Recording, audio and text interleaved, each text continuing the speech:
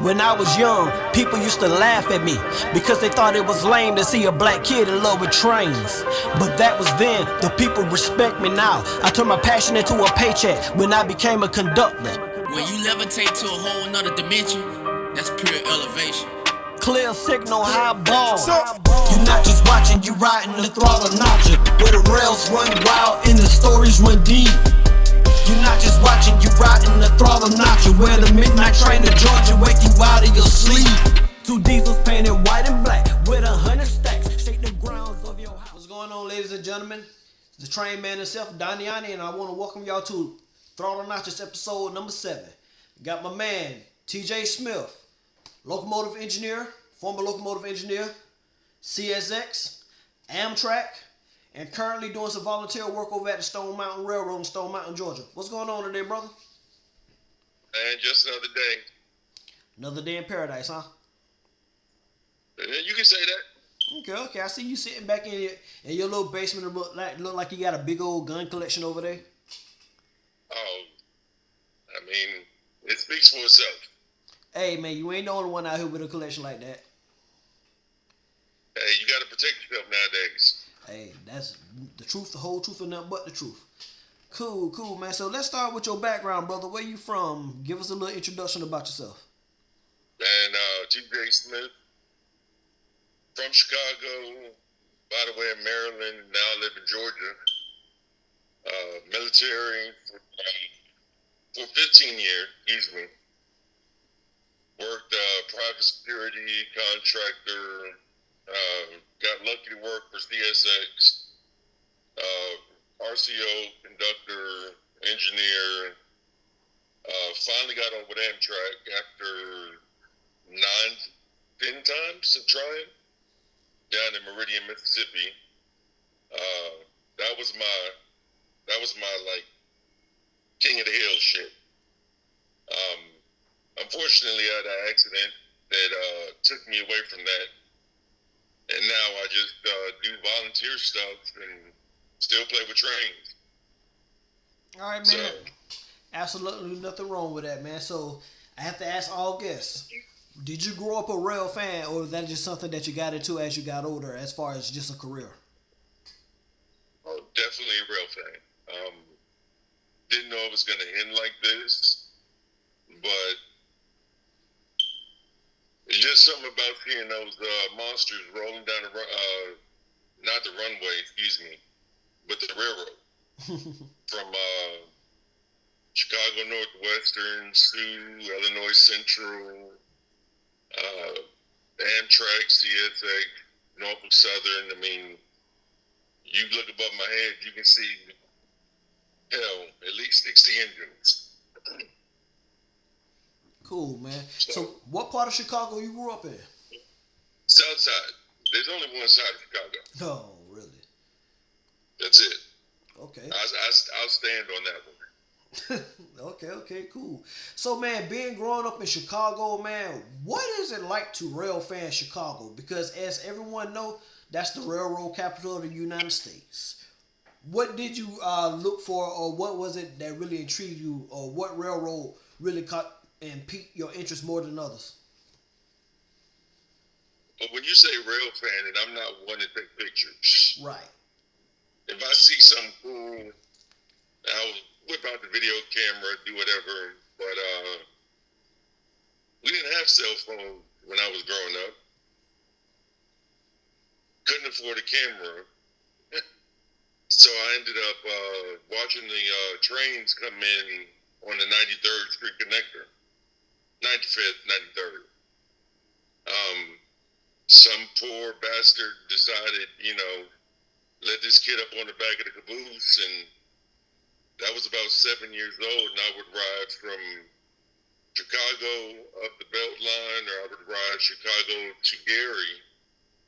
And being an annoying kid, they finally let me have my time to run the engine a couple times when I was younger, and that's my rail fandom. So, Metra, CTA, Museum of Science and Industry, South Shore Railroad. My bus used to have to stop for about 4 trains every morning to get to school. And then across from my classroom, my teacher would close the blinds if I didn't do my work because I forget the name of the big rail yard, but the lead up to it was right in front of my desk. So I had trains, planes going into Meigs, planes going in O'Hare.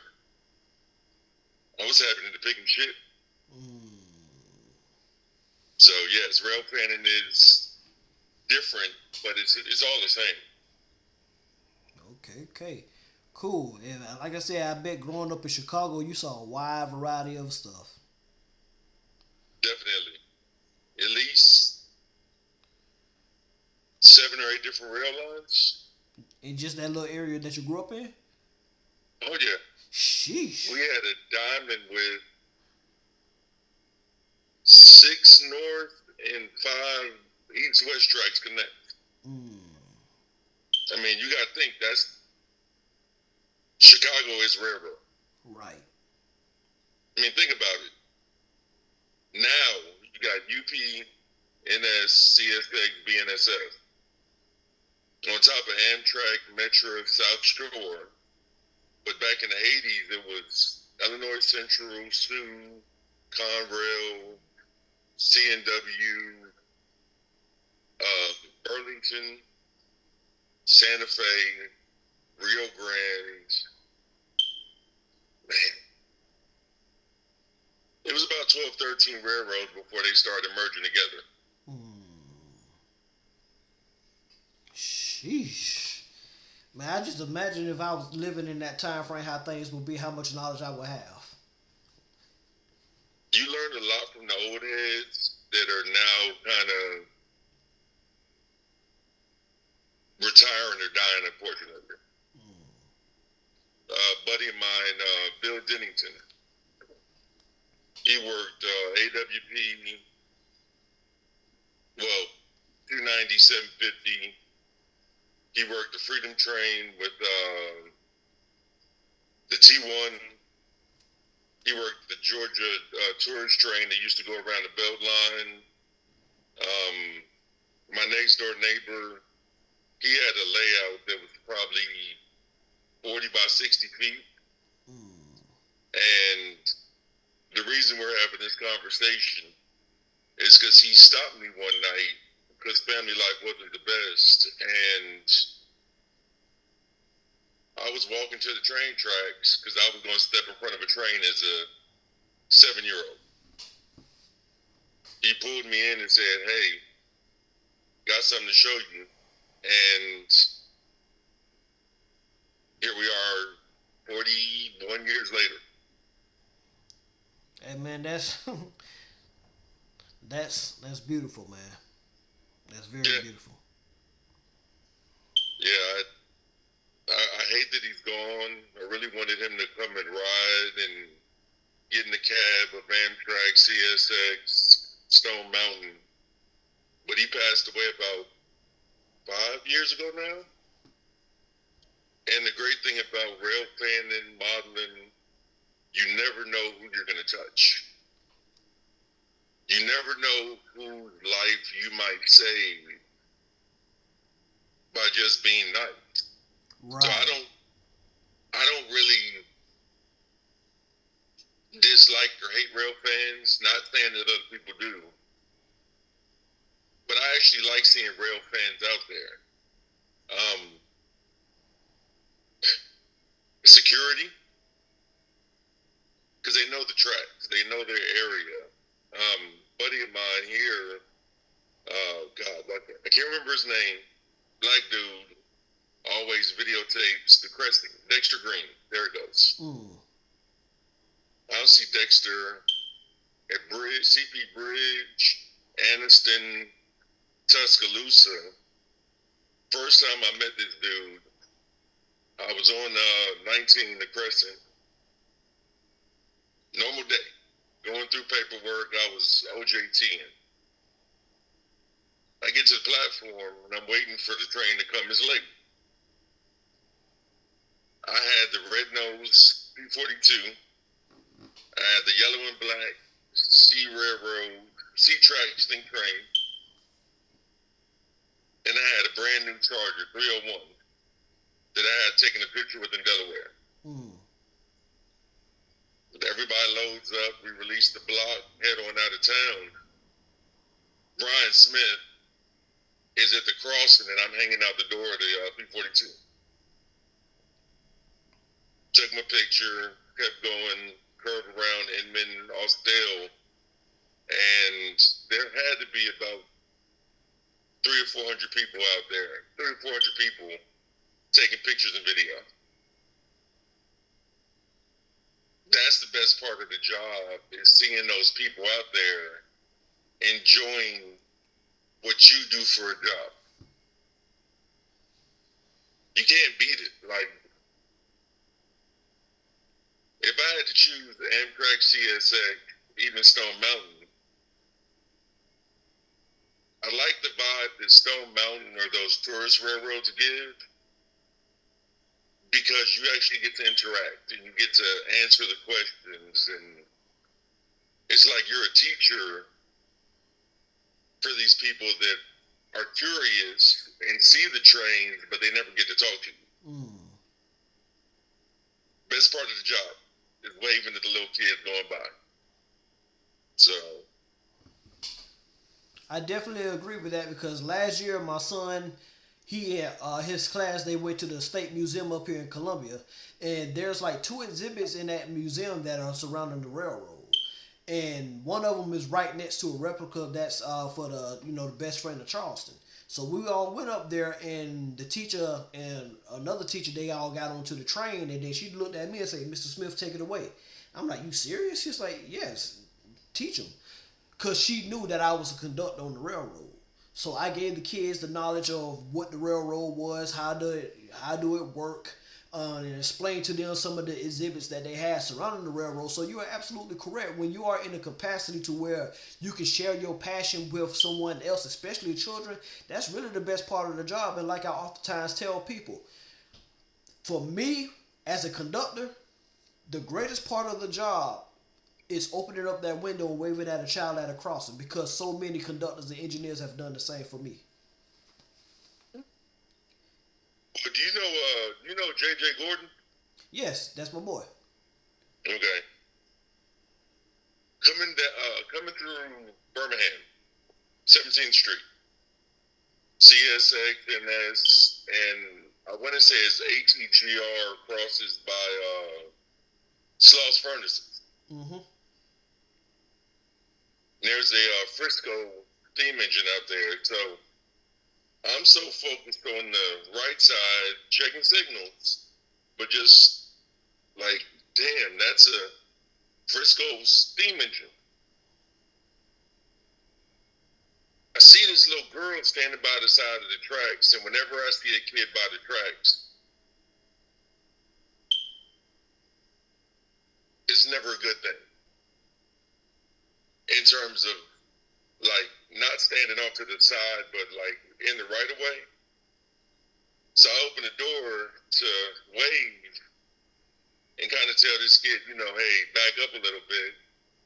And J.J. Gordon was taking pictures of the Pepsi can P-42.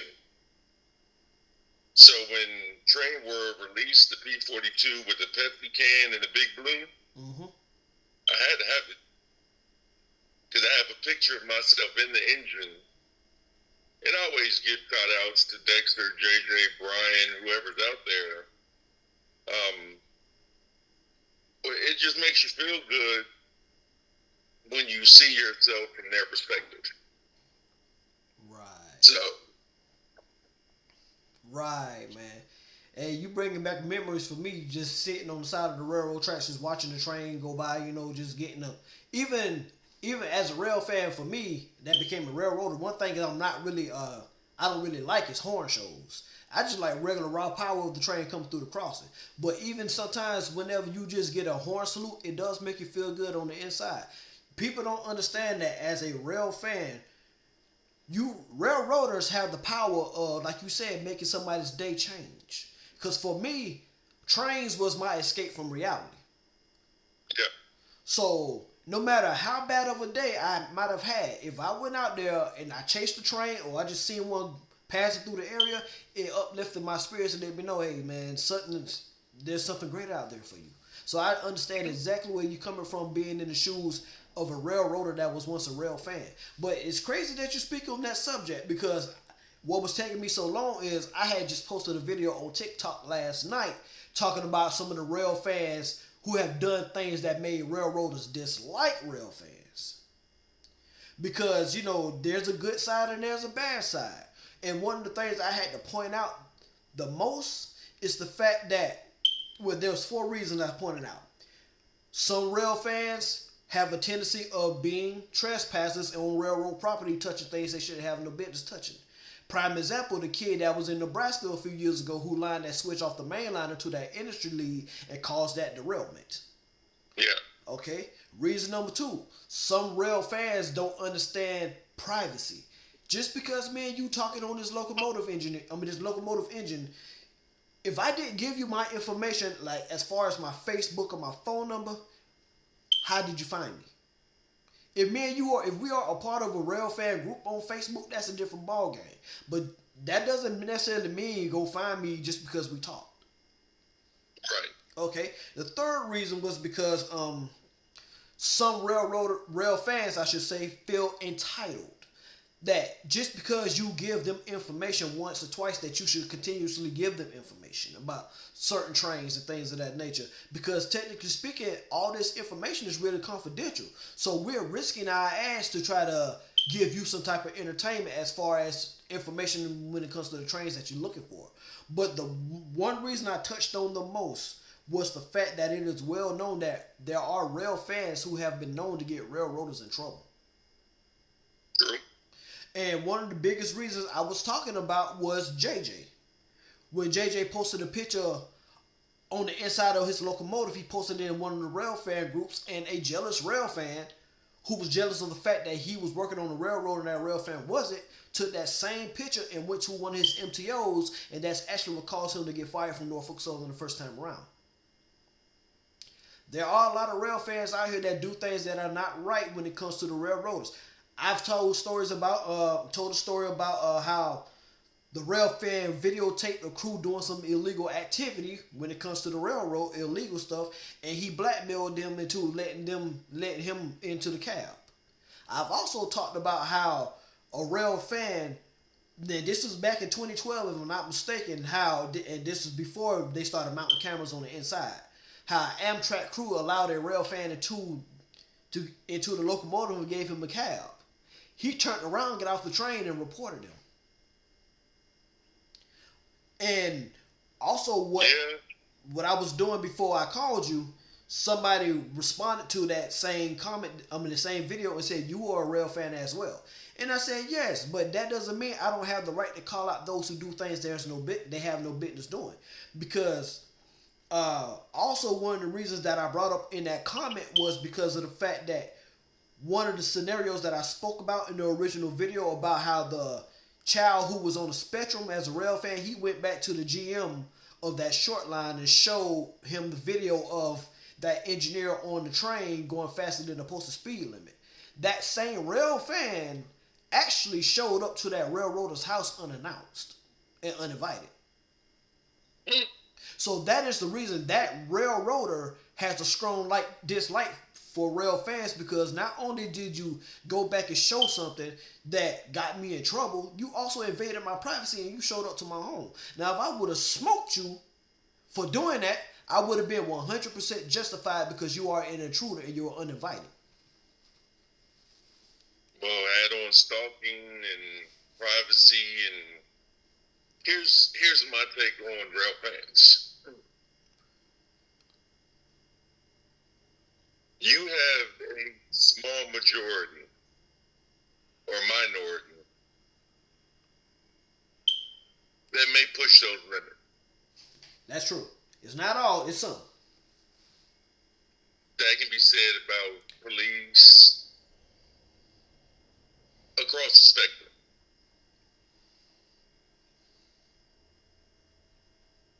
There's 2 gentlemen that I won't name, but they to videotape us from Dalton, Georgia to 23rd Street, Chattanooga.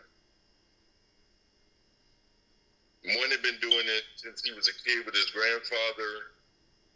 The other kid had been doing it since middle school. Both of them went on to work for CSX, RJ Corman, Norfolk Southern.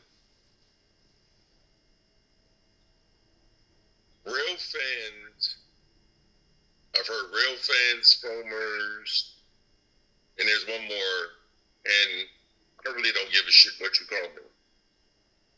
I really don't give a shit what people think about me, if we're being honest. But they would always ask, what's it like on the railroad, and what's this, and what's that, and what's the pay? And for CSX, your first year, 45 to about 70, depending on where you're at. Right. Amtrak as an engineer, you're looking 29 to 49 is the base salary as an engineer. I couldn't be a conductor on Amtrak because I don't have the face for it. My poker face is trashed. You say something stupid, I'm probably going to lose a job. But the rail fans that I know that have come over to work, a lot of them hate it. Be it a Tier 4 Gevo, SD70, SD45, you name it. You're looking at the same cab. You're going to the same toilet in every engine, and if you're moving, you're probably going to get smurf ass. Rail fanning is great. But the things that you named, yes, those are issues. The security that they provide. The information they can give you. Even basic things like, hey man, the track is washed out, or I just saw the train master head up to the industry you're going to work. Their benefits and their non-benefits to having them around. That's true. I've had a rail fan when I was working industry in Calhoun, Georgia. He saved my life on that instance. Because what I didn't know was right around the curve, riding a lumber car, there was a whole tree down. But I've also had a rail fan as I'm coupling up air hoses on Chapel Road, south of Atlanta, walk up on me and almost not walk away. So take the good and the bad. And if you think about a railroad job, make sure it's something that you're going to love to do. I never went to work. Me neither. You're paying me over 6 figures to play with the train. Now there's responsibilities. I was fortunate I didn't have cell phone cameras when I started. But I had to adapt to said cell phone cameras as they came along.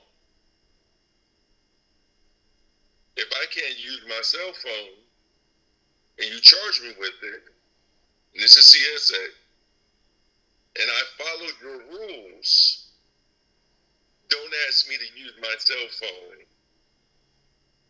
for what you want me to use it for. Either we follow the rule or we don't. No gray areas. None. White or black. For instance, I'm sitting on, we had a curfew, and we had 16 Form Ws. Well, by the time we came down, 12 or 13 had been wiped away. So the dispatcher didn't have to say EC1 this and canceling this Form W, this Form W, this track, slow order, everything else. They're like, stop at the depot in Calhoun. So we stopped, had the dome cam. They can see 360. So I had a conversation with my engineer, like, hey, I'm going to get these orders, make sure they're verified with the dispatcher, hop back up and we'll go. He's like, man, I got to go to the bathroom. Well, can I use my cell phone while you're gone? Yeah, that's fine. They charged me with unauthorized cell phone use, even though I had followed their rules with the briefing and the train was stopped and everything else. The engineer walks out the front door to go take a dump, get the orders, take about 30 minutes. They charged me, went to investigation, and they tried to give me a waiver, which is 5, 15, 30, whatever days the amount it is.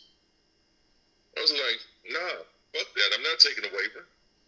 I followed your rule to the letter, and they said they didn't know or understand if the engineer may have been doing maintenance on the locomotive.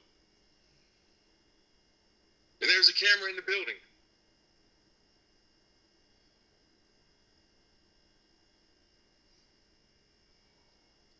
BS. So, bunch of bullshit, but it is what it is.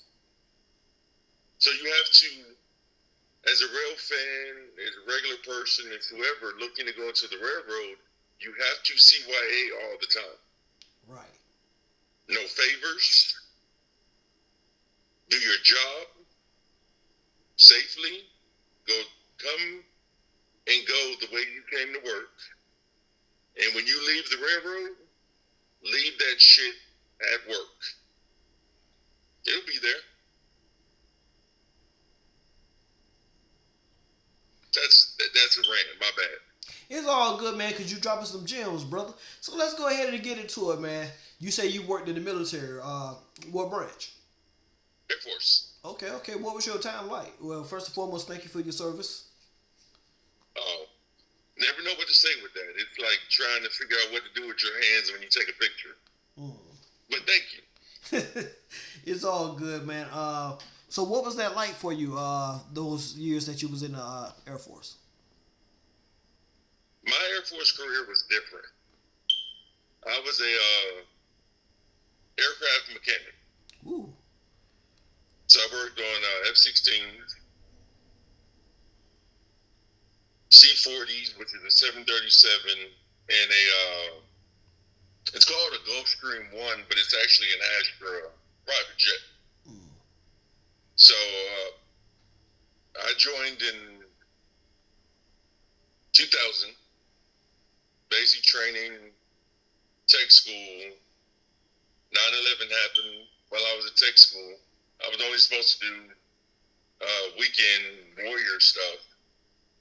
9/11 happened and it kind of flipped everything on its head. So started out OJT, learning to work on the plane, getting my apprentice, journeyman, craftsman certifications, and then for 9 years, I slept in a double wide trailer with 4 other mechanics, right next to the runway.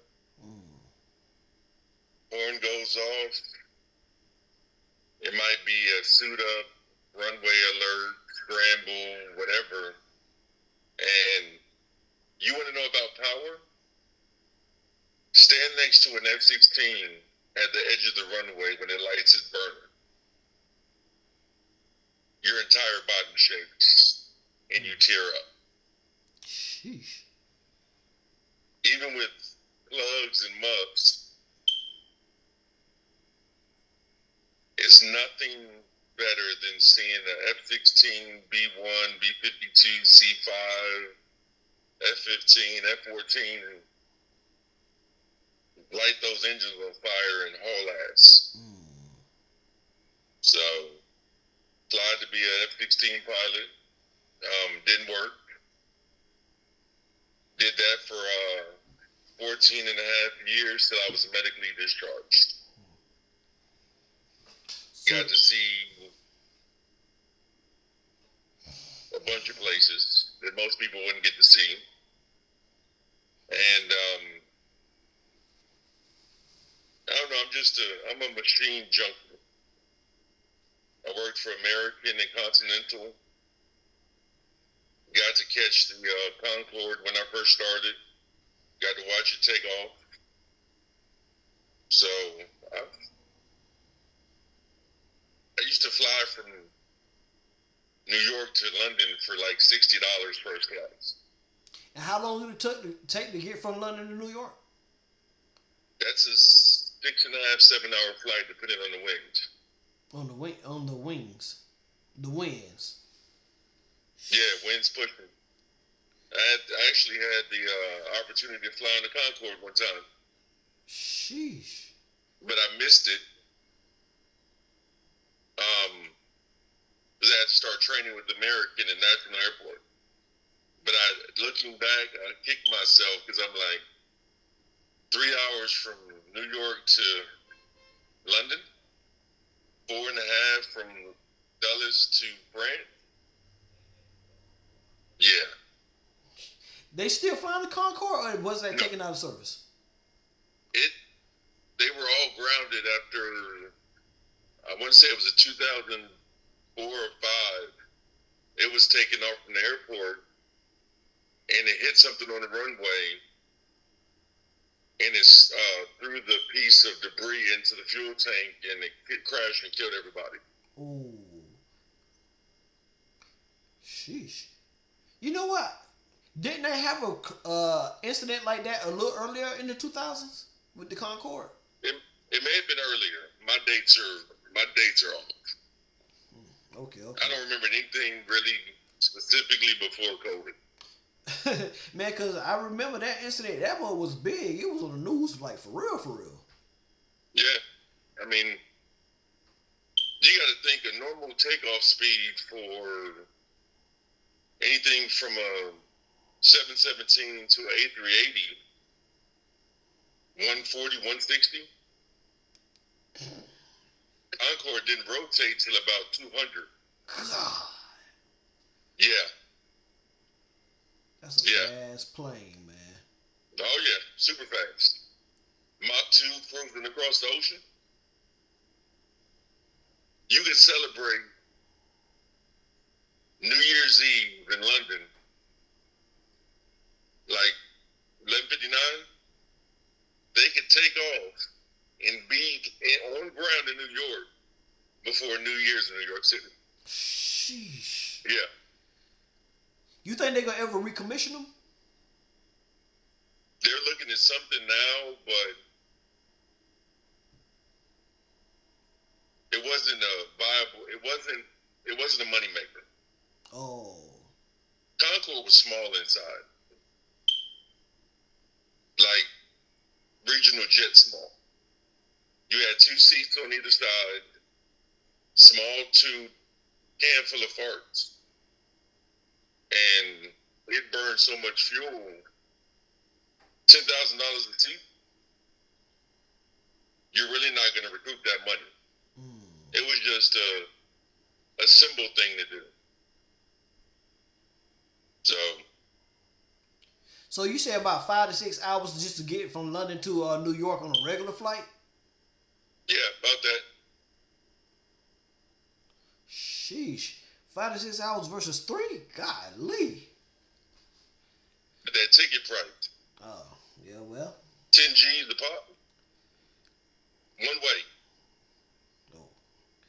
And that's 20 both ways? Sheesh, yeah, well, I understand that. Yeah. Now you see why why it wasn't selling as much. For business folks, it worked. If you're making $20 million a year, what's 20K? Okay, now you got a point on that. Yes, it's idealistic for somebody who want to get to and from real quick and they got the money.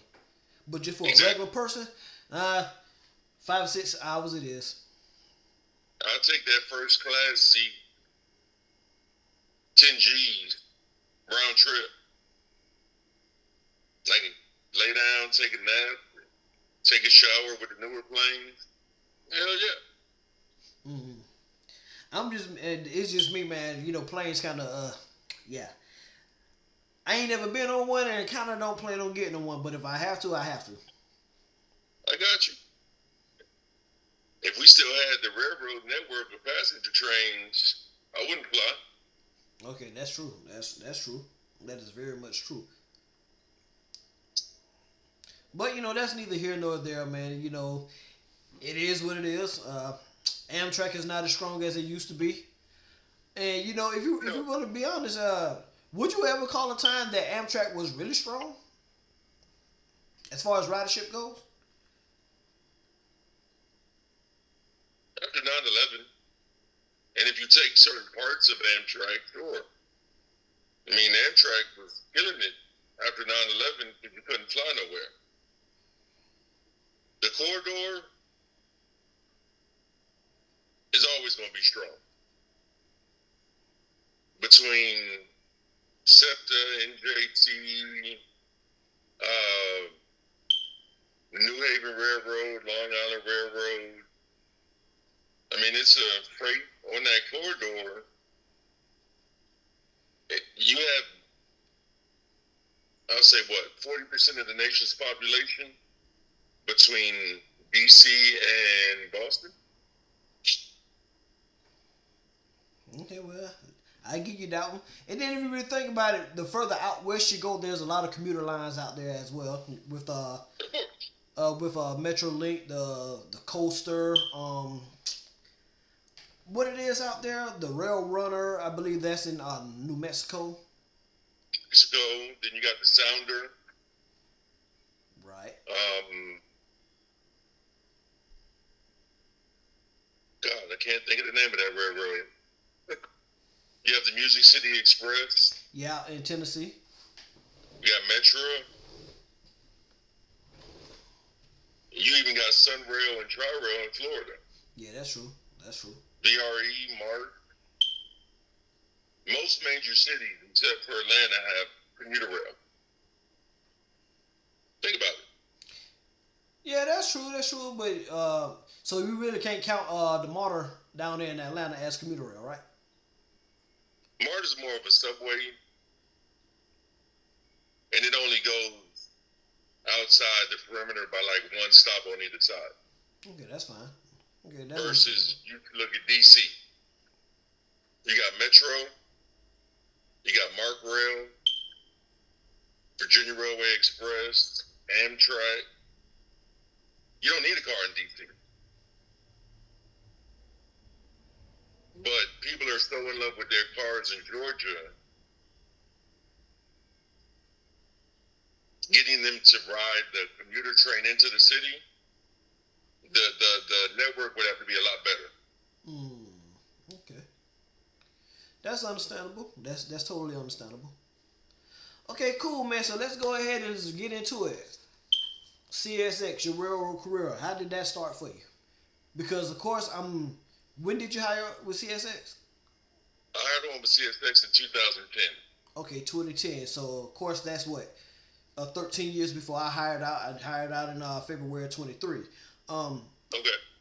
What was the hire in process for you guys? Because like for me it was a Zoom phone call, but talking with people who worked at the NS.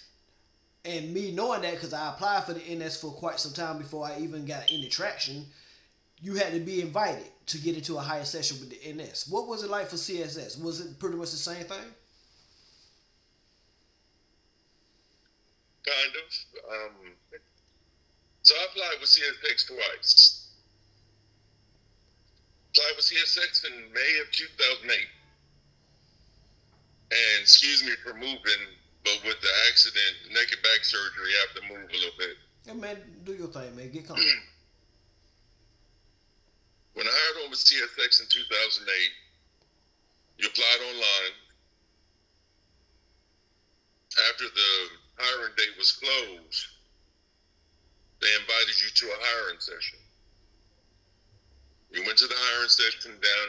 I went to the one here at Tilford, or what was known as Tilford, and they gave you an industrial reading test.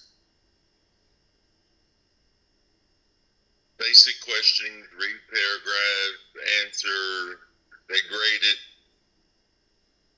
You pass, give you an interview, you start the Ready Center, start your career.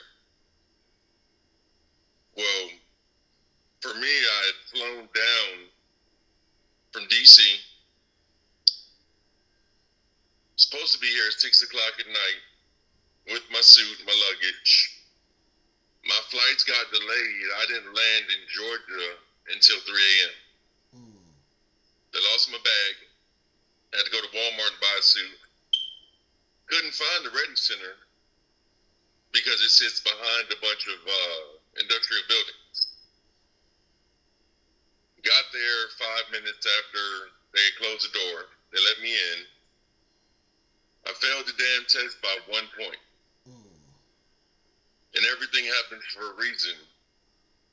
Because if I would have gotten hired on at that point, I would have been part of the big furlough from 08 to 2010, where they lost 80% of the new hires. Fast forward 2010, same process, called in for an interview, no reading test. Guy said, put your chair in, put your bag on the table, said it about 10 times. The same guy that had walked up on my truck, because I got there at 6:30, 6:45 for a 9 o'clock interview. So he walks up, can I help you? What are you doing here? I'm watching a movie, eating breakfast, Waffle House. He's like, you're here for a 9 o'clock interview, 2.5 hours early. I was like, yes, sir, I am. He's like, okay, well, good luck on your interview. Well, he's the same guy that came in, the head of the Ready Center, that out of 100 people dismissed 45 people because they couldn't push their chairs in and put their bags on the table. Off the jump. They told you 10 times, you didn't do it. How can we trust you with a $5 million locomotive? After they did the whole horse and pony show, they had you go and talk to the interviewer, and they asked me if I was a rail fan, and everybody's like, don't tell them that's going to look bad. Well, my interviewer happened to be a rail fan. Hired me.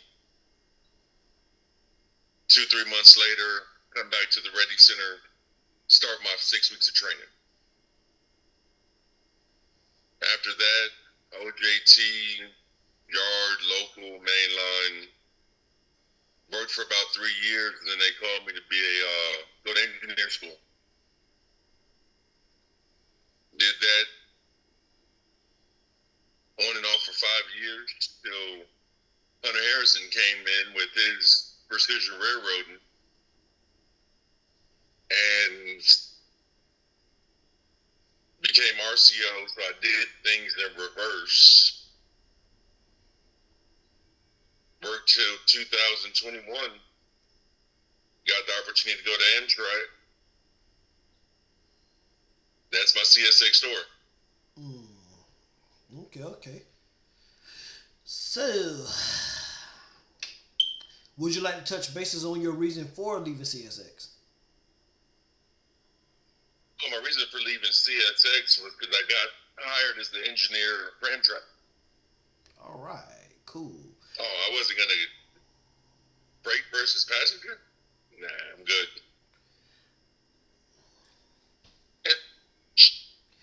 All right, man. So, what was your career like over there at Amtrak? Because just having that conversation and interview with Brian Smith, he let it pretty much be known that the passenger side is a little better. Well, I ain't say a little better, much better in appreciation than the freight side.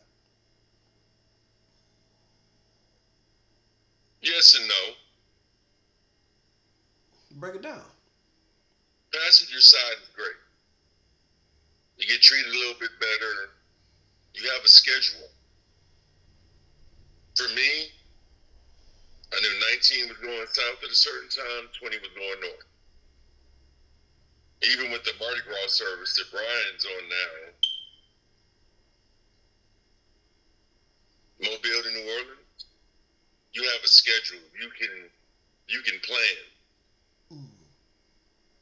You're not always living by CSX calling. No, I'm not saying it's not like that. You may get, fatality or something like that. They'll call you. And it's few and far in between. I had a tractor trailer back in 22 of March. Still training, learning the road. I already had my license coming over. But they had to call the crew from home to pick us up. I couldn't drive anymore. Hours of service had expired. I needed to go to the emergency room.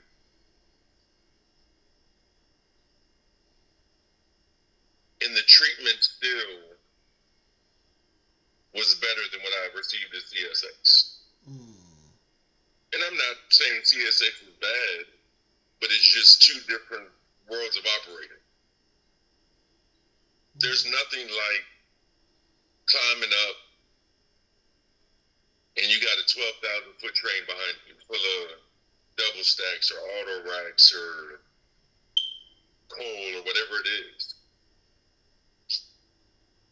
Knowing that you're in charge of all that power at the tip of your fingers. Whereas with Amtrak, 79 miles an hour is fast as hell.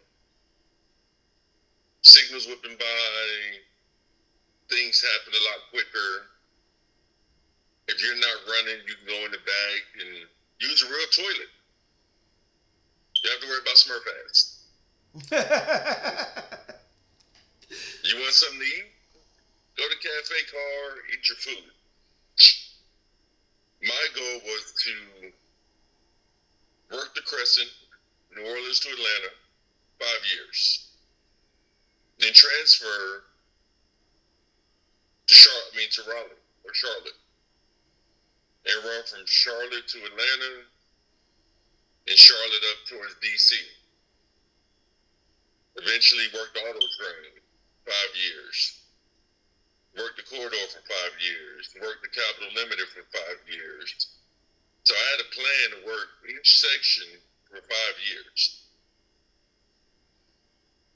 Harper's Ferry, coming into Union Station, Chicago, Penn Station. Oh God. Lorton all the way down to Sanford. 30-something auto racks and 20 coaches. That's where I get my rail fanning from. That's where my passion of if I just want to get on the train, work to Lorton, then hop on the train and go to Chicago, go to Empire Builder, Sunset Limited, the Coast Starlight, the Zephyr, the Chief. And I can ride in the cab through Donner Pass and Glacier National Park, Tehachapi. Come on, man. Man, there's nothing like it, man. Nothing. Even with CS Tech, I would run Atlanta to Chattanooga, Etowah to Atlanta, Atlanta to Manchester, on both sides of the line. I went at Birmingham, Jacksonville on the Tropicana train. You're paying me to look out a window, which my teacher in first grade said I would never do, said I would never get paid to do. I can still hear her voice, rest her soul, Miss Brown. She was like 9,000 years old when I was in first grade. Little TJ, you're never going to get a good job if you keep looking out the window. I told you so just doesn't Doing do it it for me. justice. Military, railroad, Amtrak, CSA. I look out the window. But the reason that I left CSX, and it wasn't, management is always going to be management. They're going to look out for the company. Right. The reason I left CSX was because of one fatality. And I never really talked about it to the family. I had just gotten marked up January 2013. And I had it's called a road local, L582. Mm-hmm. I had 3 Rent-A-Wrecks on the head end, HLCX, 2679. We left Atlanta, D-Yard with 90 cars. 50 miles north, we set off our bottom 20,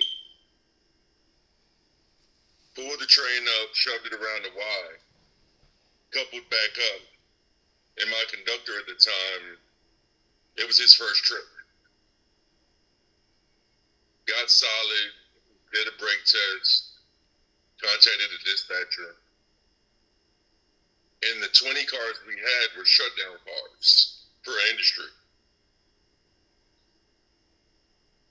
She was like, I need those 20 cars in Chattanooga like it was yesterday.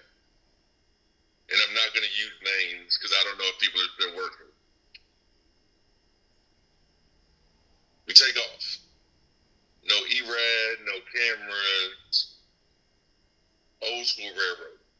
You can make the horn sound however you want it. Clear signal. And that's gives you goosebumps when they give you like 4 clears in a row. On that third clear signal, and people may or may not know this, we don't blow the horn all times of night and day to piss people off. It's a federal rule that if I don't and I hit something or someone, they can charge. So looking down, old SD40, looking at my paperwork, got it in notch 6, waiting to come by the 40 to 45 slow board. Because it's 50 miles an hour, 60. Past the slow board, notch 8. That bitch was in the wind. Looked down at my paperwork. Remember hearing my conductor say, fuck, fuck, fuck. Of course I'm going to look up. Guy sitting on the rail with a dog, drinking beer. Laid on the horn. I think I actually broke the rubber part of the horn off.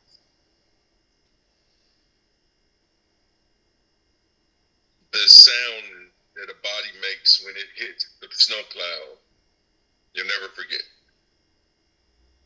And when I heard it, I looked to my conductor and I was like, did we hit him?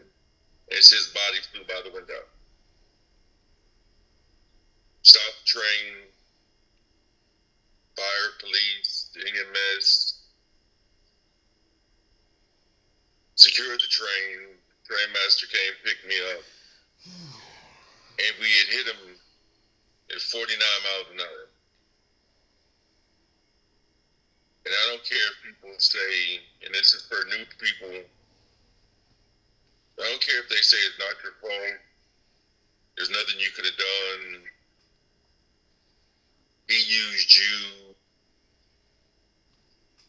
You're going to what if yourself to death for months and not years and talk and dream. And eventually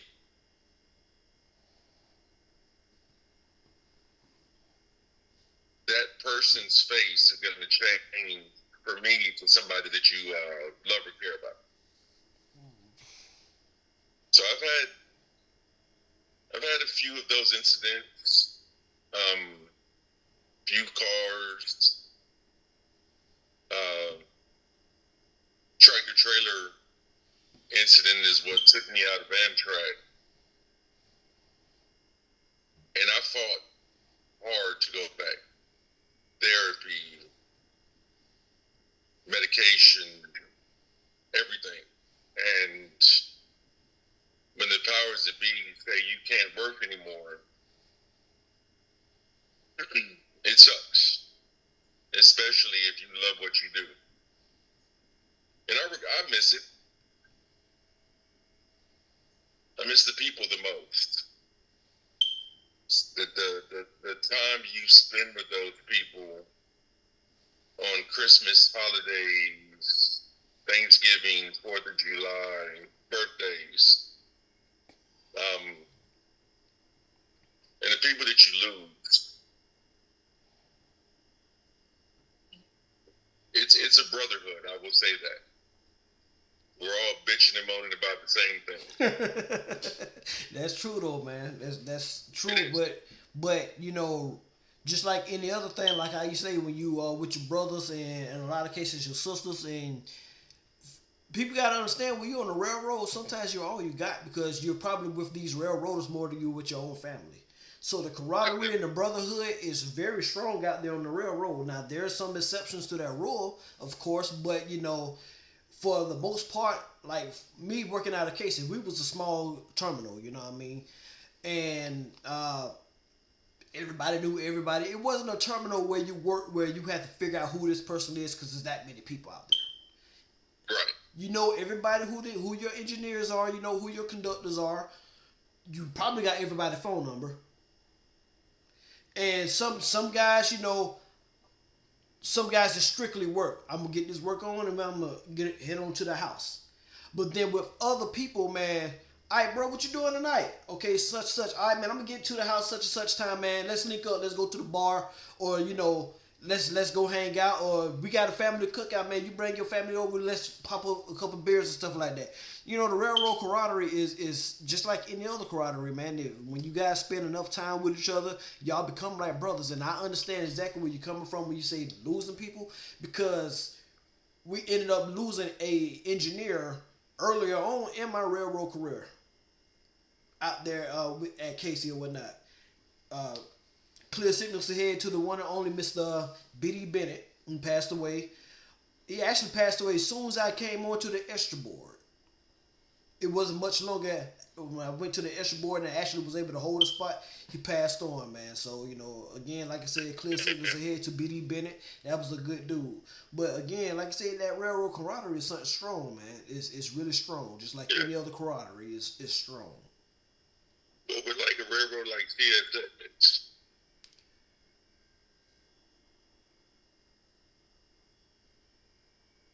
you had that camaraderie. You had your friends and your people that you hung with, and then there was people you didn't fuck with. But there's an individual that I went to conductor school with, cubbed with. I went to engineer school before him, but every time we would be on opposing trains. Remember the Geico pig that would like stick his head in the little wing things out the window? Whee! Me and this individual were like this. But on the extra board or freight pool, we never got to hang out. And I never forget the night. I was on a train coming south. And if you made it from Chattanooga to Atlanta in under 5 hours, you were spitting and shitting. Well, we had stopped in the side, right outside of Atlanta, proper. And I was trying to see why we were being held up from going on into the terminal, because we were a hot shot. And I looked at the board buddy was out of service, medical, OOME, injury off duty. And I just knocked on his door and talked to him in Chattanooga. Found out that he passed away in the hotel. Away from home terminal. And this is how some managers can be dirty as fuck. Now this dude would come to work sick, never took off, never missed a call. He passed away, unfortunately. And these bastards literally called his phone 10 times and showed a missed call in his record. And he had passed already.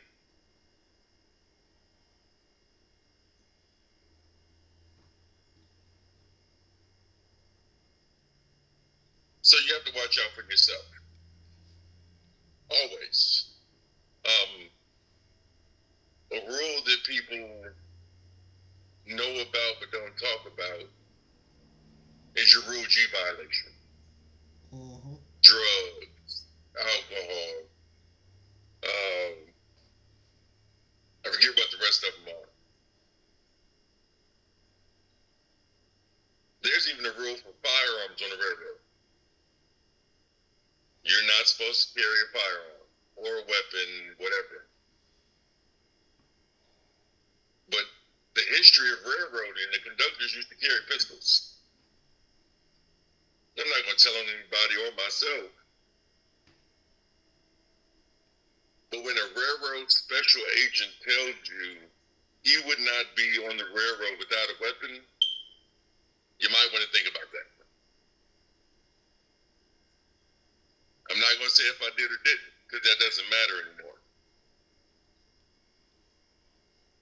But the railroad is only there to protect itself and its property. You're disposable.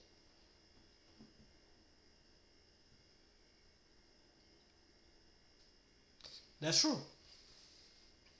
100% true. Man, you dropping some good gems. You giving some good lessons on this interview, brother. I'm having sounds like you're a little far away. I don't know if that's my phone or yours. Can you hear me now? Yeah, I got you. Oh yeah, that might have just been a little too far away. But I was saying that, you dropping some good gems, man. This is the stuff they don't tell you in an interview. Or people are afraid to say because they don't want to lose their job.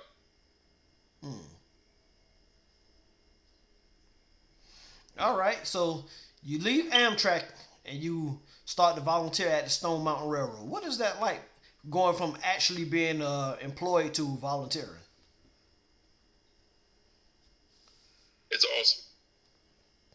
You don't have the same restrictions. You don't have the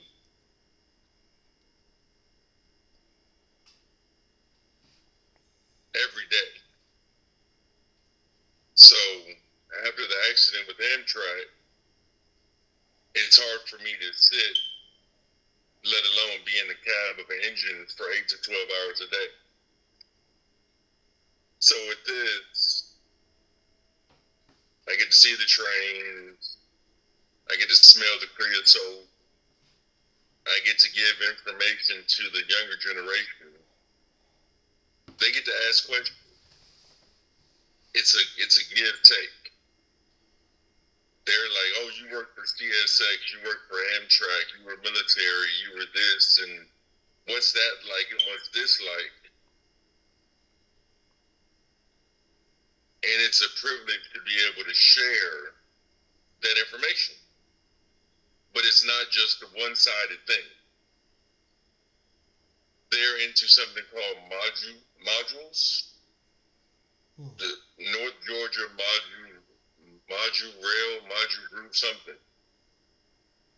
But they make these modules that are 21, 24, 30 inches wide, 4 feet long, 16 feet long curves. and it's just an exchange of information. They're building some modules for me right now, because what you can't see behind you or behind the camera is a 7-foot by 22-foot space with my railroad.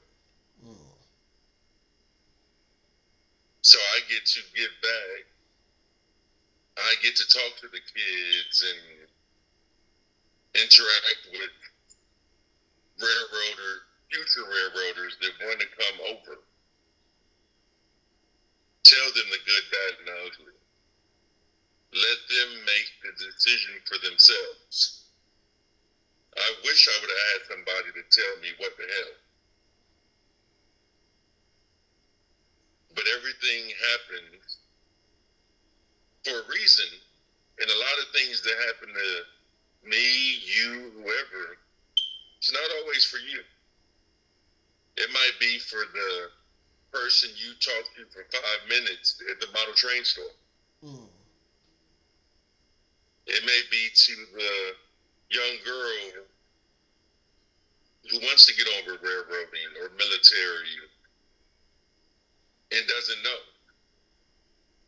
Now they have the videos, they have the face-to-face conversation. They have another avenue to gain the knowledge that they need to get. So, do I miss it? Yes. Both Amtrak and CSA. But I'm finally at a place where I'm at peace. Don't have to worry about near misses at road crossings. I don't have to worry about fatalities. I don't have to worry about my phone ringing at 2 in the morning.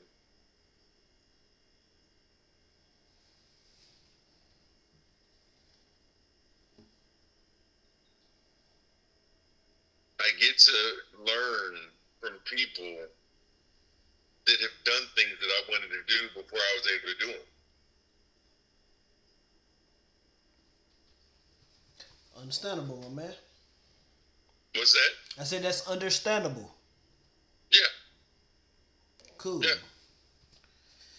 So that being said, man, I want to hear some stories about some of your more memorable runs. What are some of the things that you could tell us about? Some stories, man.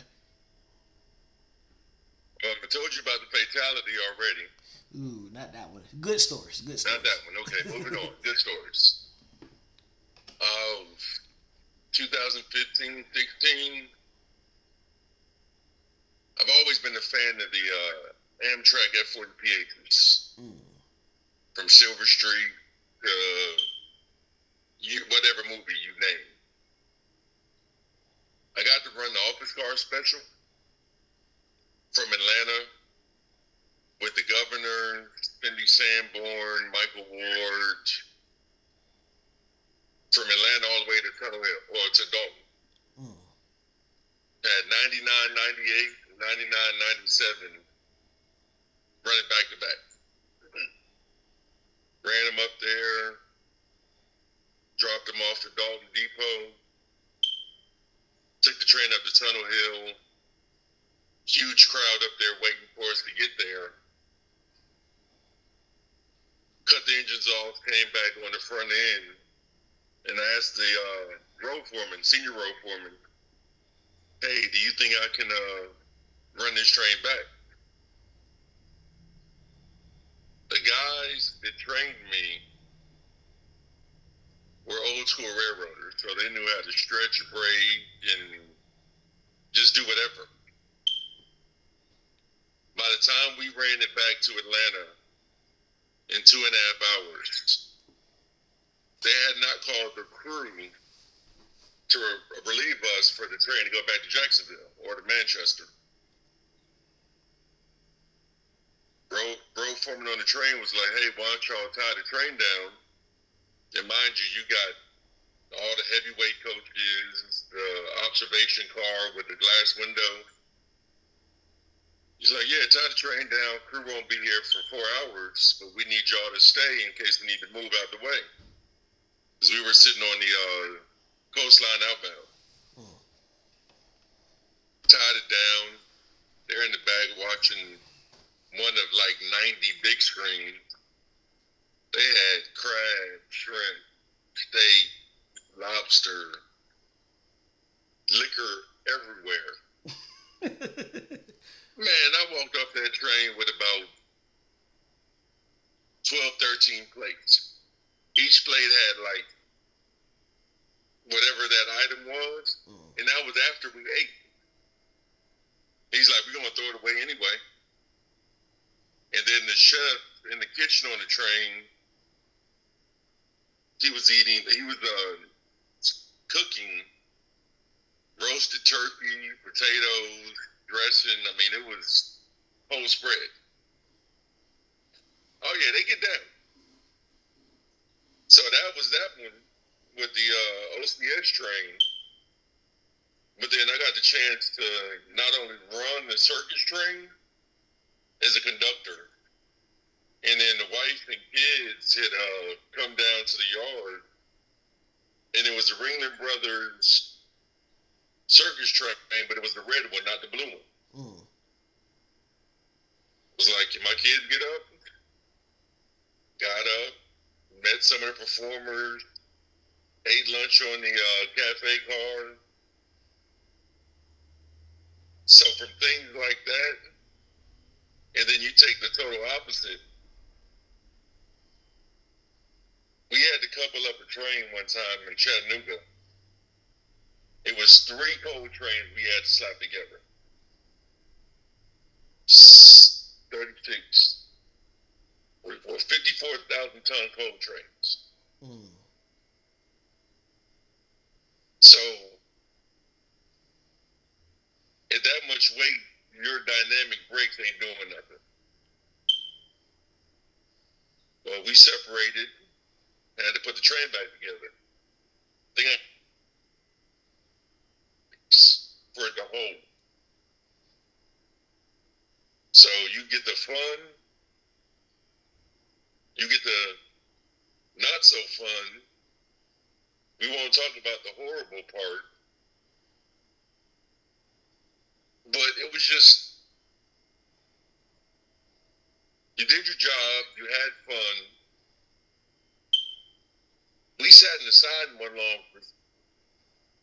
we sat in the siding for so long one time, waiting for a train to come south, that it stalled over a bridge with no walkway.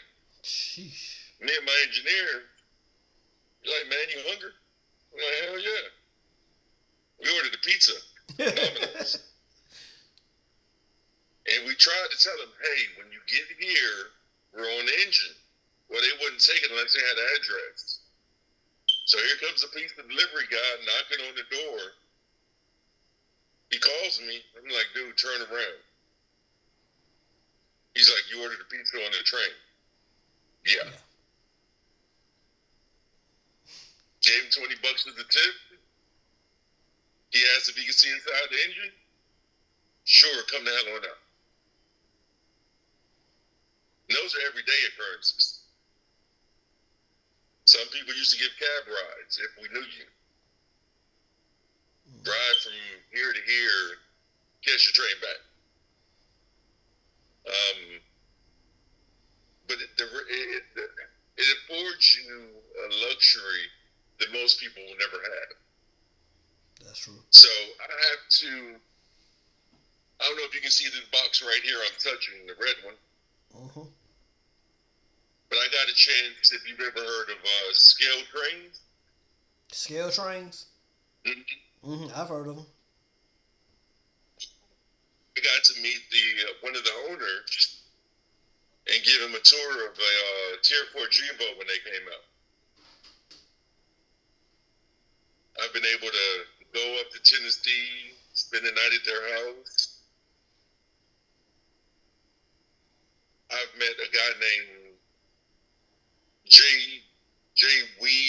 I can't remember it. James Wright. He has a YouTube channel like you.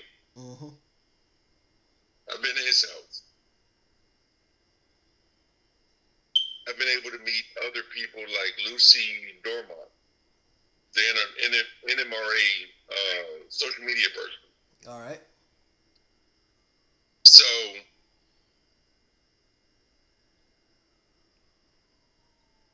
great things on the railroad, but then because of the railroad, great things have happened. Definitely. So definitely. there's no easy way to just say, do it, don't do it. It's all going to be based off of you as a person. Right. Right. That's understandable. Very understandable. Because again, like you said, all in all, working on the railroad could lead to relationships elsewhere. Yes, Good relationships elsewhere. I've gotten security jobs, executive protection because of the railroad. Mm.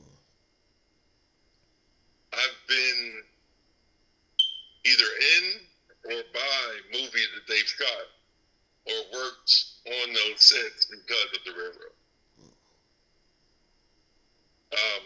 Hunger Games. They filmed that in Atlanta off the side of the track. Mm. Den of Thieves. Other artists I've worked with. Because we'll start talking about trains or my military background, and then it's, well, have you ever thought about doing this, or would you mind doing this, and we'll pay you for it. Mm. So the railroad is a great life if you're strong enough to handle it. If your family's strong enough to handle it. Can your wife, if you have one, your kids, if you have them, can you be separated them for 72 hours if you're stuck in a hotel? Are they going to be strong enough to support you when you have tickets to a Hawks basketball game for your kids and the phone rings? Mm. That's where the benefit of short line railroads come in, because you can plan.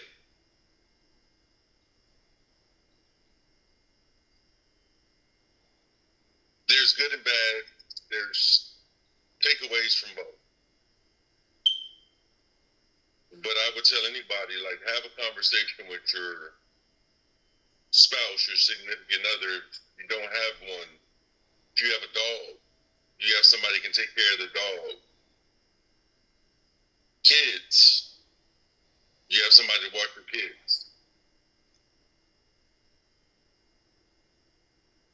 But that's my perspective. Is it nice to get away from the family sometimes? Yes. But is it nice if your family can ride on the train that you drive when you go on vacation? Hell yeah. But knock on wood, God forbid you have a derailment or a fatality and your family's on the train. How do you deal with that? Yeah, that's understandable because it's kind of hard to explain that to your children. This is what daddy has to actually deal with. It's not all sunshines and railroad. I mean, sunshines and railroads, sunshines and rainbows on the railroad. Some days things happen that you can't explain. And if it happens when your family's on the train and your family gets injured, then that's even harder to right. explain. Exactly. Cool. Hey man, you just knocked something on the head. I was gonna ask you to go ahead and try to give the future generations and future railroaders and guys who's coming in, the newcomers, some advice, but you just basically cleared it. I mean, railroad is one of the only places you can still get a pension. But you have to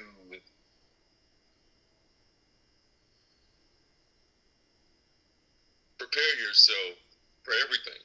Right. Listen, there's a reason reason the old heads were out there. Because it's a great living.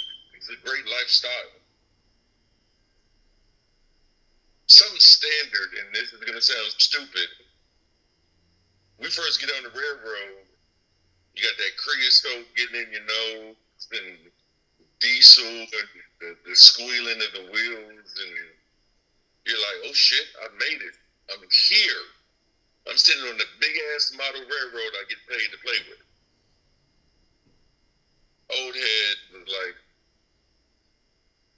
why the hell are you standing on the ballast?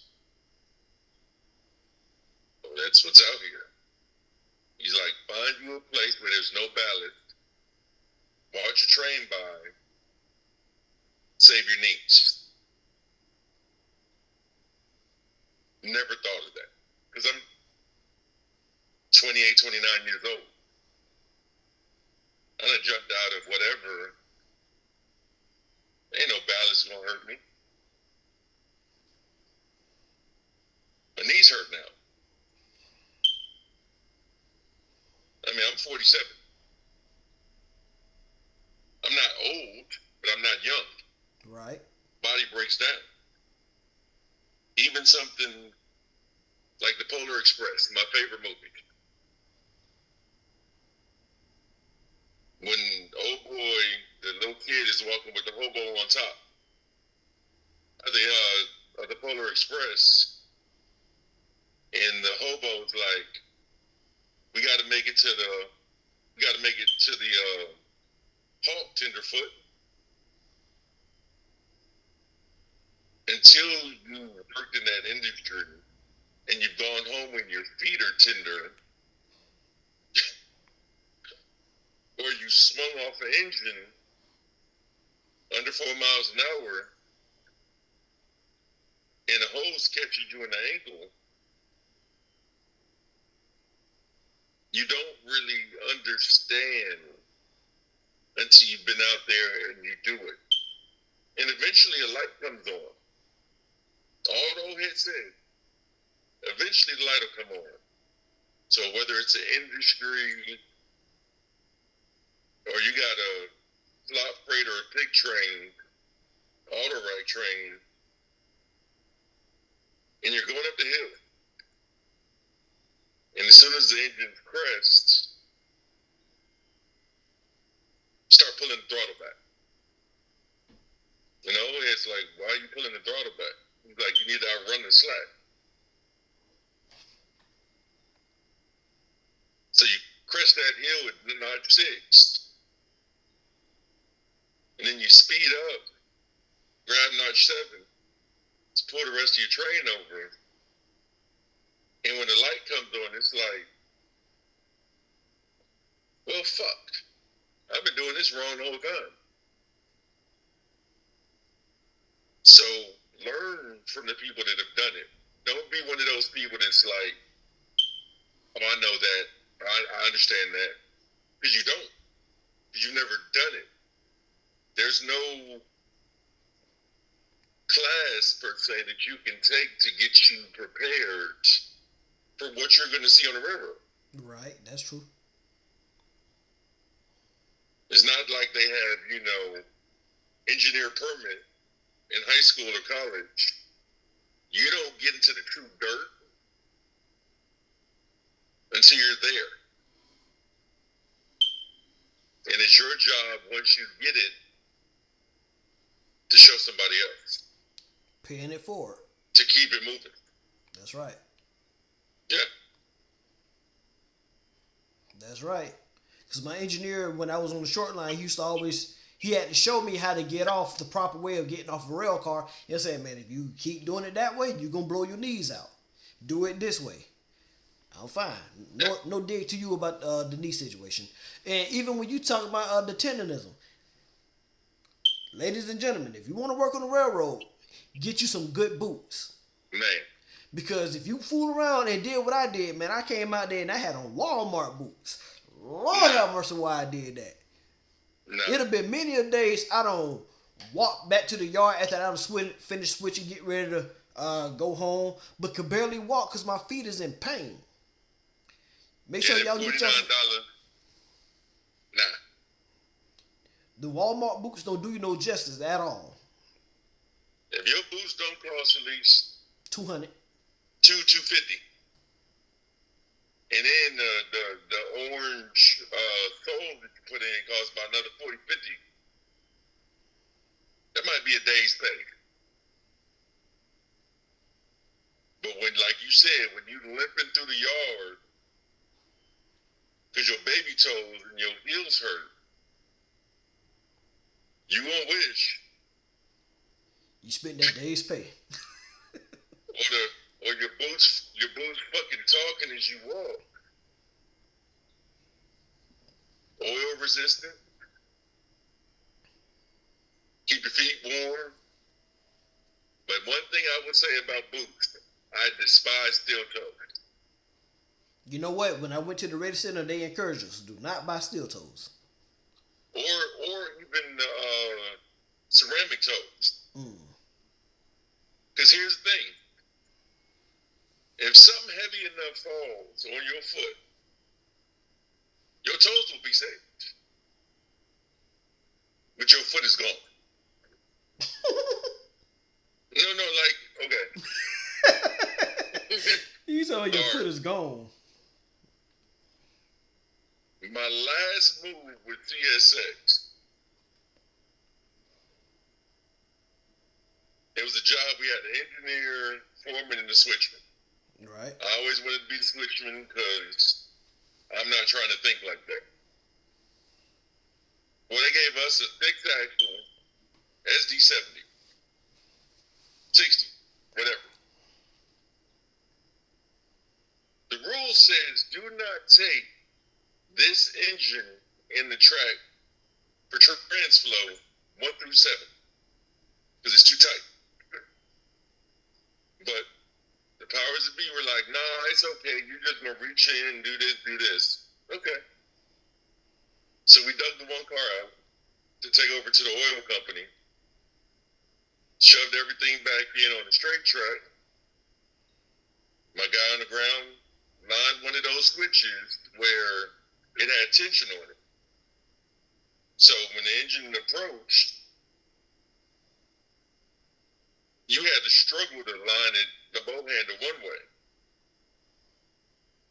But if you stepped on that keeper, even if you had a hand on it, that fucker was coming back 15, 20 miles an hour.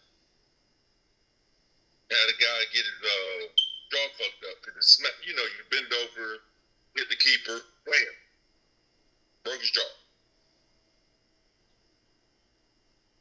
Line the switch, clear and come on back, 4 cars up and riding, switch line, all the stuff you say. We rolled back to where the frog is, and instead of it being a smooth rollback, I felt a thud, and then it felt like I was going over a bunch of bumps. I looked back, the engine's on the ground, the bottom 2 wheels of the last truck. I unasked the engine. It's 6'6", 290 pounds, assholes and elbows, on down the way. Luckily, the engine stayed upright. They called Holcher or Corman in to come and pick the engine up. Track, trainmaster or T&E, and the superintendent were out there. I'm still standing out there, vest, radio over the back, my $300 boots. What's the first thing you think they would have said when they walked up to me? What happened? What's the second thing you think they would have said then? What's the rules? Do you think that they would have asked about me as a person? Nope. Okay. Cover your ass. So there's a rule that says you can dismount equipment as long as the engineer says 4 miles an hour. Under 4. That's right. Yeah, it got to be under 4. It'd be 6, 7. Anyway, I had to cancel a call coming in. Sorry. It's all right. He's like, were you under 4 miles an hour when you dismounted that engine? Now, my engineer's behind me here, my conductor's here, my foreman, and there's 3 other managers behind him. Engine is now 2 trucks on the ground because it's too tight up the frog, and it's tilted towards me. I said, sir, I really don't give a fuck if it was 4 or 400 miles an hour. I unasked the fucking engine because if the 530,000-pound engine falls on me, it's going to be about 4 to 6 fucking hours before they get it off of me. Well, you can't talk to me. I'm a train master. I blah, blah, blah. Apparently, the look on my face, and I don't have a poker face. I don't smile. If I smile, there's a problem. My foreman came and grabbed me by my vest and said, come on, you're smiling. I do my job, I go home, I play with my trains. I am not going to give my life for a company that will replace you in about a week. 304 545 was my employee number, I believe. I get that and Amtrak mixed up. Everybody has a 6-digit number on the railroad. That's right. When your number comes up, they're going to scratch it off the seniority list, be it death, firing, and they're just going to move up to the roster. And you have people below you that want you to fuck up or will snitch on you to make themselves better. But karma's a bitch. Very true.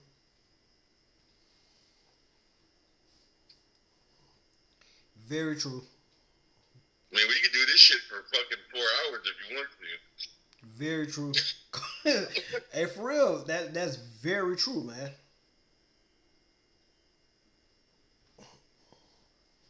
But overall, I love the railroad. I do. Definitely, man. Even though I'm in my volunteering, whatever. Even though I'm in my little debacle at this point in time, I still love the railroad. Everything it is and everything that it does. Because just like I said one time before, despite the fact that I screwed up, the railroad's been great to me. I can't say nothing bad. I can't. The railroad is the entity. It's fucked up. The basic fundamentals of the railroad are great. So separate the company from the railroad, no issues. But that also comes from a fact that you name any major railroader from Michael Ward to the bastard Hunter Harrison or Jamie Boyd, whatever, that blew up a town in Canada.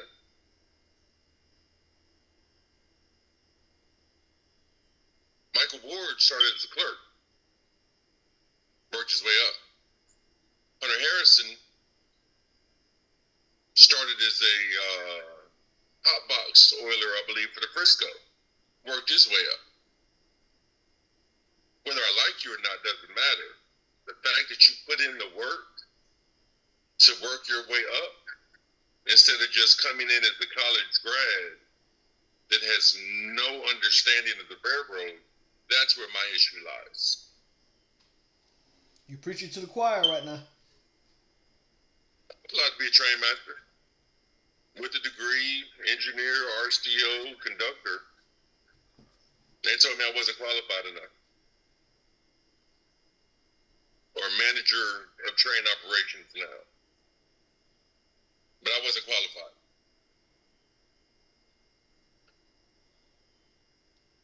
So, It's life.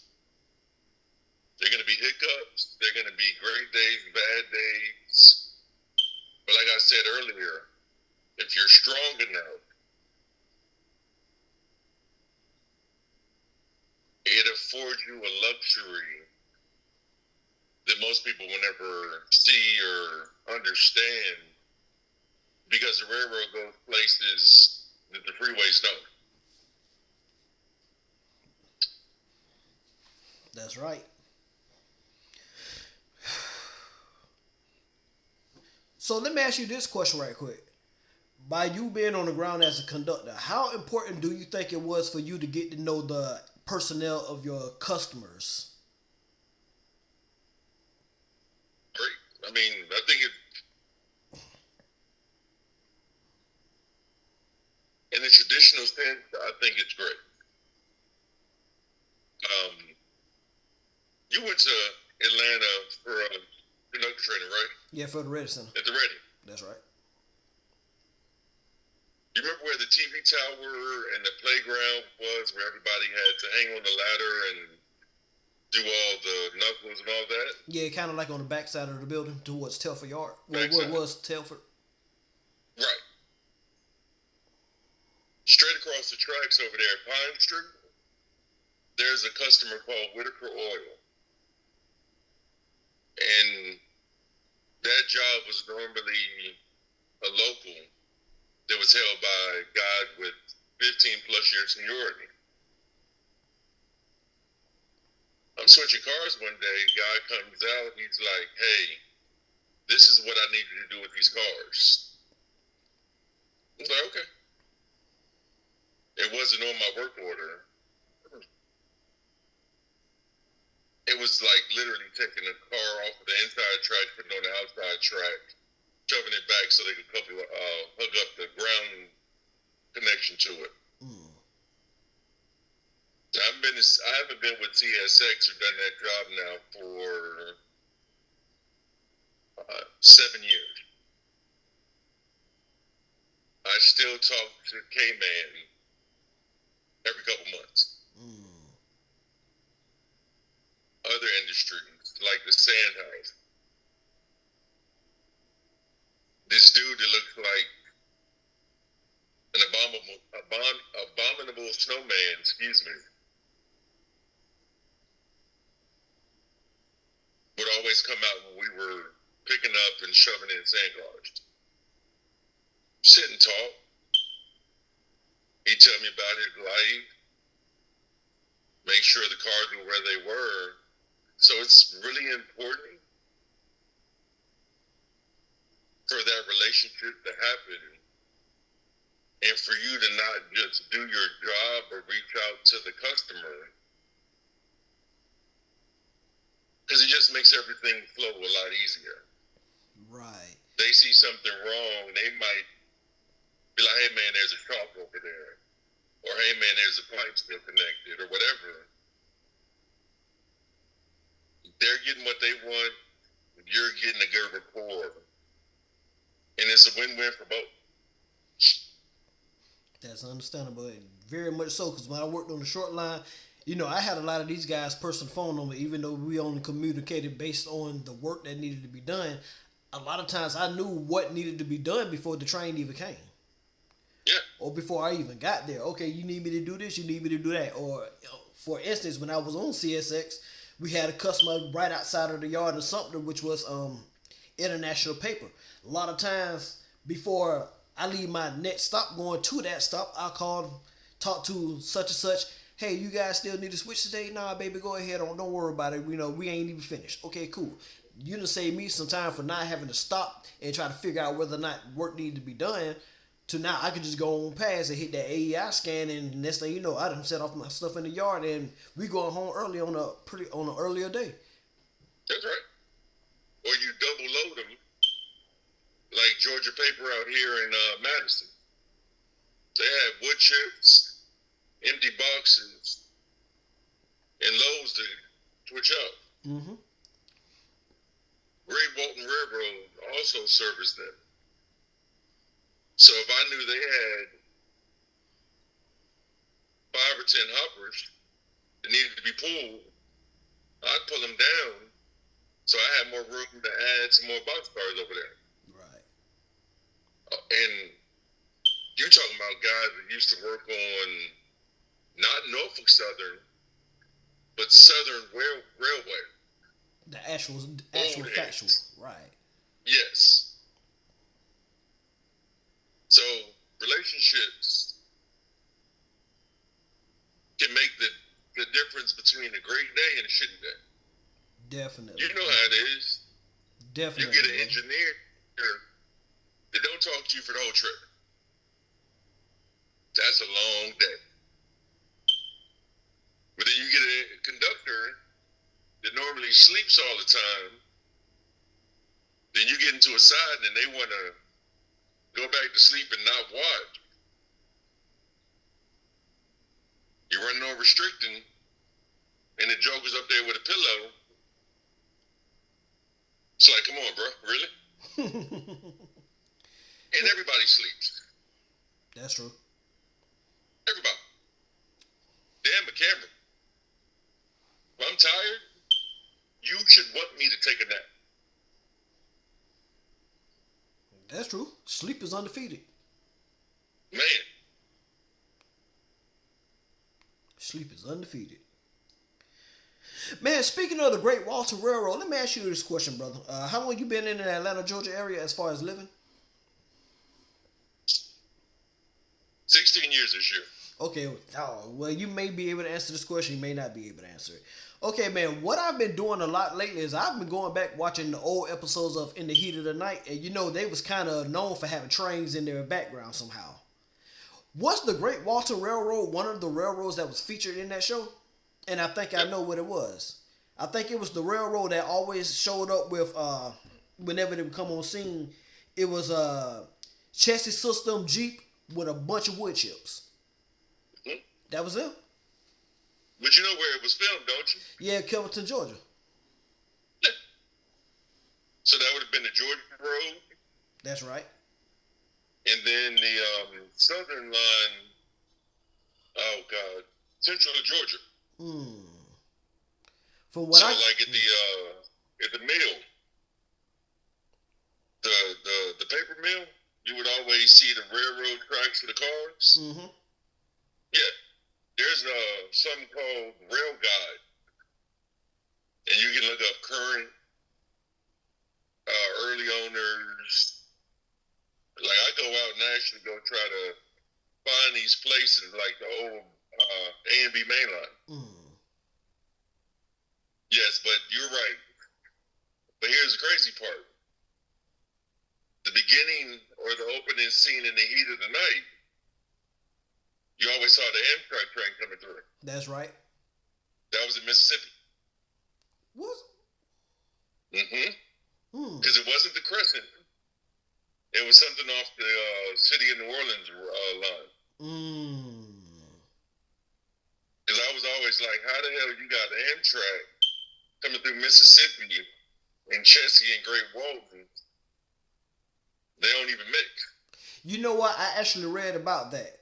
The first season of the In the Heat of the Night was actually filmed in Louisiana, Mississippi. I'm sorry, you're right. Louisiana, Mississippi, yes. It was actually filmed down that way. Everything else was shot up. The season 2 on beyond was shot up in Kelverton, Georgia. Yeah, it's only like 30 miles from me. Mm-hmm. That's where I go to shoot sometimes. Because I have sleep apnea. Me too. And I had to go get the CPAP machine. Well, I know where the hell I was going, so I always go at least an hour ahead of time. And they say it's better to be early than on time. Right. So I got out to Covington, Georgia. Had to be there at 9, so I got there at 8 o'clock. Hit up one of the little breakfast spots. And as I'm walking back to my truck, I had to park. Like most places in the South, you park diagonal to the building. And as I'm walking back, I see the building that I'm going to. I'm like, damn, that looks like the police station from In the Heat of the Night. It was Mm. that and a whole bunch of other movies, and it's like you don't understand. Like the big church in the heat of the night is right behind the police station. Mm. So I will say that railroad, military, marriage, parenthood, whatever, enjoy the journey. We're always rushing to get to the end to have the kids out of school and retired and the big house and the toys and everything else. But when you get all that, most times you're at the end of life. You don't get to enjoy it a whole lot before you leave here.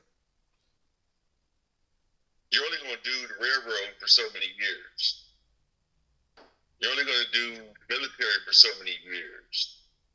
And then it's your on for the younger generation to come up. I don't want to be 75 years old working for CSX or Amtrak or Southern or whoever. Enjoy the journey while you can. Because your kids only stay young for that amount of time. Correct. Correct. All right, brother. So this is the part of the show that I call your picture perfect run. So I'm gonna give you an explanation of what it is. You get to pick the railroad, the subdivision, your power, the type of train you're towing, time of the year, time of day, and the type of weather. You can cross subdivisions. You can have a Norfolk Southern train on a Union Pacific subdivision, or Illinois Central. You can even include the Fallen Flags, man. What would be your picture perfect run on the railroad?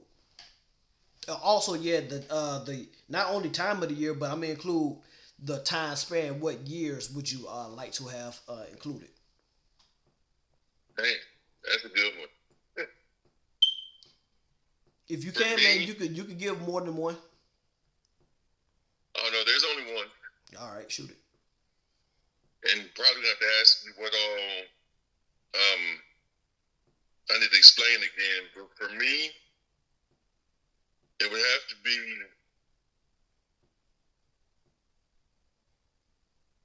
Chicago to New York on the line that I want to say they call it the Steel Highway. Still highway. The Capital Limited runs on it to a certain point before it cuts off and goes down to DC. Triple track, snowy. Is it an XBNO? Is it the BNO main? I think it's either the BNO or the CNO main. I think they joined somewhere in there. Okay. But running from Chicago, Flatland across Indiana, Ohio, Pennsylvania to New York to like Syracuse. So following the river route all the way up. Yeah, the river route. That's what it is. The water level route. There you go. Snowy. Only about a mile of visibility. So you can't really see the signals. You can see the color aspect, but you can't really see them. It would have to be on a cab forward steam locomotive. Okay, that's different. FEF.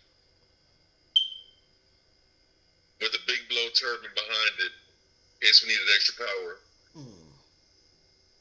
And nothing but private rail cars, all dome cars. 1983, when I first got my first train ride, cold, like Snowpiercer cold.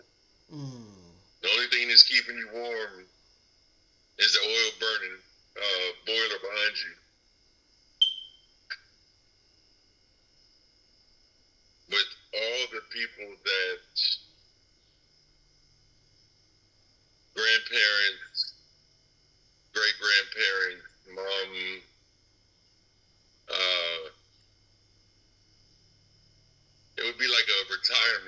for me. Thanksgiving, everybody's eating, sleeping, and they've trusted me to get them from Chicago to New York City. Hey man, Or I'm sorry, from New York City to New York, Syracuse to Chicago, pulling into Union Station, right on the Chicago River. okay, man, that's different. You actually gave a fantasy, man. You actually gave your ideal, because everybody else will say like a pig train or F-40s on a passenger train. You actually started combining a turbine with a cab 4 steam locomotive and a bunch of dome cars behind it. Made by Pullman. Made by Yep. Pullman. Yep. Speaking of Pullman, man, you live in Atlanta. Have you ever ran into Robert West? Robert West. I have to see a picture. I probably have. He's very well known. As a matter of fact, he's the guy who'll be doing a lot of the railroad paintings. I probably have. I just don't. The way I remember people is, for you example,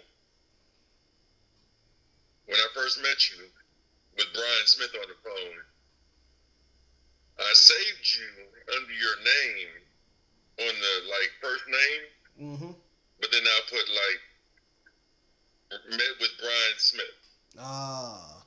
CSX Railroad, or even the folks I work with is different. Be it the Duluth Railroad Museum, Stone Mountain, or even the hobby store.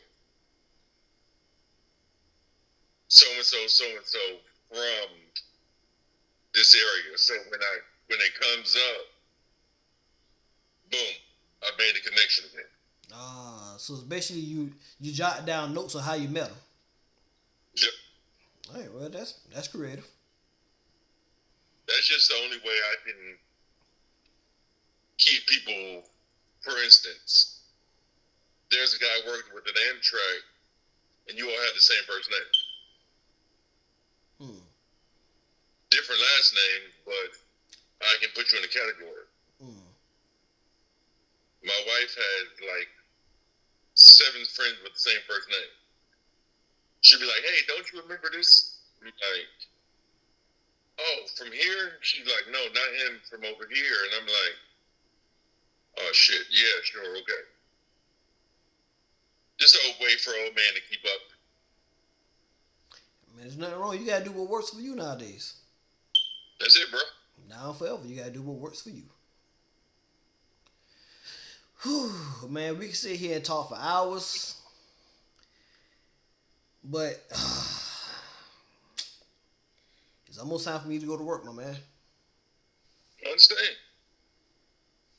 We definitely gotta get you in. We catch up next time. Man, we gotta get you in here to give you a part 2, man, because you have dropped so many gems and just giving information to people without me actually having to ask you about certain things. Like I said, you was right on the money with giving the advice, because that was my next segment. You know, talking to the future railroaders and the newcomers that want to come into the industry nowadays. What is the advice that you could give them so they'll know what they're getting themselves into? But you already hit that on the head, brother. I really appreciate it. I enjoyed you being on the show, man. I thank you so much. You definitely got to get a part 2. Hopefully, man, we can meet face to face and make that happen. Just let me know.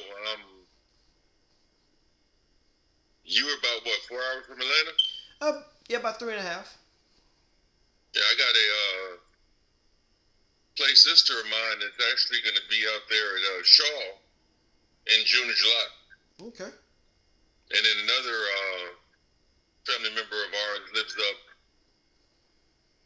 You know where Carowinds is? That's Charlotte. Well, she's south of there off of 77 and 20. Okay, south of Charlotte, that'll be either, is it more Rock city? Hill? Rock Hill, Fort Mill area. She's in that area. Okay. So, yeah. Cool. I'm always down to travel. Shit. And you say you got a house in Columbia, but is it Columbia, Georgia? South America? Oh, yeah, we need to talk. Yeah. But man, I was blessed a lot, so I can't complain. Indeed, man. Man, like I said, brother, it's been a pleasure having you on the show. We got to get you out here for a part 2. We gonna make that happen. We gonna make that shake. With that being said, matter of fact, not to cut you off, next time we do this, you let me know what your schedule is, and you come out and we'll do it in the cab of F7 or GP9. Hey, that'll definitely work. That'll definitely work, brother. And with that being said, ladies and gentlemen, this is Doniani, the train man himself, TJ Smith, former conductor, locomotive engineer for CSX, Amtrak, volunteering right now for the Stone Mountain Railroad. Brother, you are truly a throttle notcher, and we thank you for everything that you do out here. Appreciate your time, Mike. With that being said, ladies and gentlemen, Throttle Notches episode number 7, we out. Y'all have a good night. Big traffic on my tracks, call me CSX. High ballin' that throttle, you should see me flex. You ain't know what I'm on a manifest. You don't like what I'm doing, you should see what's next. That diesel sound like a jet, gravy train on the stretch. Denzel with the freight, immortal can't be late. Money train with my gang, Donnie doing his thing. Catch him late night Sunday, double stack motor running. Metro on the subway, I ain't talking about Washington State, locked in for the politics. Learn how we be haulin', big checks in my bank, I think I'm UPN. I don't got no friends, just dividends, big Benjamins. Life hard on the railroad, pushing hard like Thomas. It's worth it all in the end, when you make it deep out the tunnel. Retirement checks in the stash, a few commas in safe. Travel underground, cross states, you don't know my location. You're not just watching, you riding the throttle notcher. Where the rails run wild and the stories run deep. You're not just watching, you riding the